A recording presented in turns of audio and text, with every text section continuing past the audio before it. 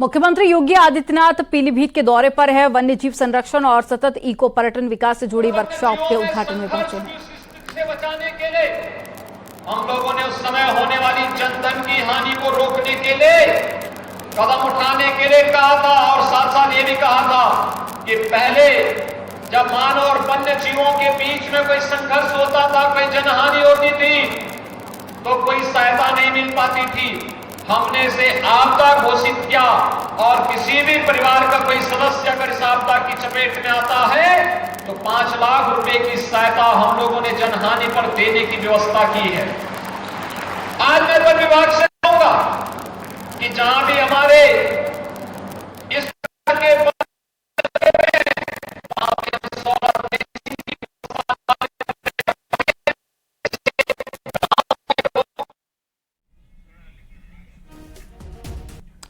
तो सीएम योगी आदित्यनाथ आज पीलीभीत के दौरे पर हैं और यहां पर पर्यटन विकास से जुड़ी वर्कशॉप का उद्घाटन भी करेंगे। और इससे पहले भी कुछ कार्यक्रम में सीएम योगी आदित्यनाथ पहुंचे थे, शामिल हुए थे। और ये सीधी तस्वीरें आपको दिखा रहे हैं वन महोत्सव के समापन समारोह की।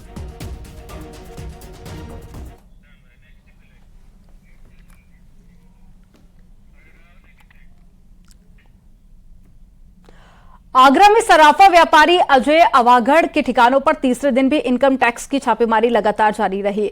बुधवार को इनकम टैक्स की टीम ने अजय अवागढ़ के रोशन कॉम्प्लेक्स स्थित प्रतिष्ठान और दिल्ली गेट पर स्थित घर पर भी छापेमारी शुरू की थी, जो कि आज तीसरे दिन भी जारी रही। आपको बता दें कि अजय सोना और चांदी का बड़ा व्यापारी है। टैक्स में हेरफेर और आय से अधिक संपत्ति होने की सूचना पर इनकम टैक्स की टीम छापेमारी करने के लिए पहुंची थी, जिसमें कोलकाता के साथ ही अन्य जिलों की टीम भी शामिल है।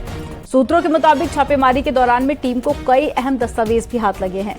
इतना ही नहीं, टीम ने इलेक्ट्रॉनिक डिवाइस अपने कब्जे में लिए हैं और साथ ही इलेक्ट्रॉनिक डिवाइस में भी टीम को भारी मात्रा में टैक्स में हेरफेर से संबंधित दस्तावेज हाथ लगे हैं।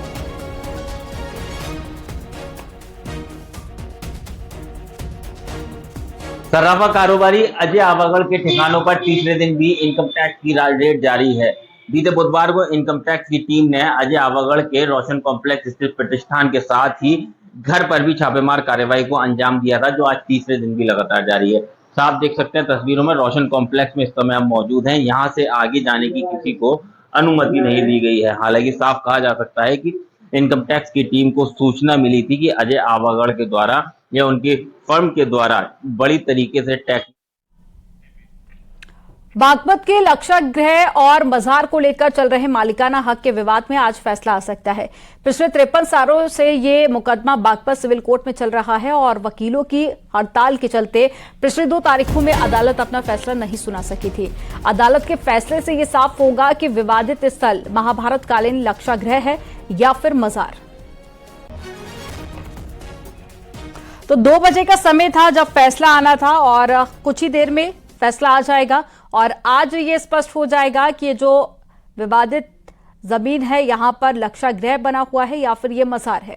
इसको लेकर 53 सालों से ये मामला कोर्ट में लंबित है और इससे पहले भी 2 बार फैसला सुनाने को लेकर डेट दी गई थी, लेकिन उस वक्त वकीलों की हड़ताल चल रही थी, जिसके चलते फैसला नहीं सुनाया जा सका था।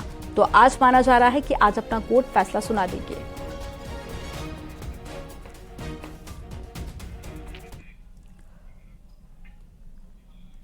बस्ती में आर्य समाज के कार्यक्रम में सीएम योगी ने घर वापसी को लेकर बड़ा बयान दिया। उन्होंने कहा कि महर्षि दयानंद सरस्वती ने जो बात उस काल खंड में कही थी, घर वापसी का जो कार्यक्रम चलाया था, वैदिक धर्म के लिए जो व्यापक अभियान चलाया गया था, उस अभियान को हम आगे बढ़ा सकेंगे। ज्वलंत समस्याएं हमारे सामने गाये बगाए आ जाती हैं और सबका समाधान भी हमारे सामने आएगा और मुझे लगता है उस पर व्यापक कार्य किए जाने की आवश्यकता है। मैं आर्य समाज का आह्वान करूंगा कि इसी से तैयारी करें। आर्य पीढ़ी तो अपने कार्यक्रम को आगे बढ़ाएगा ही, लेकिन साथ साथ इन बातों को लेकर के कि महर्षि दयानंद सरस्वती ने उस कालखंड में जो बातें कही थी, घर वापसी का जो अभियान प्रारंभ किया था आर्य समाज ने, अशुद्धोद्धार के लिए जो कार्यक्रम आगे बढ़ाया था, वैदिक धर्म की पुनर्स्थापना के लिए जो व्यापक अभियान चलाया था और आधुनिक लेकिन संस्कार युक्त शिक्षा के लिए जो उनका अभिनव प्रयास था, जिसने भारत को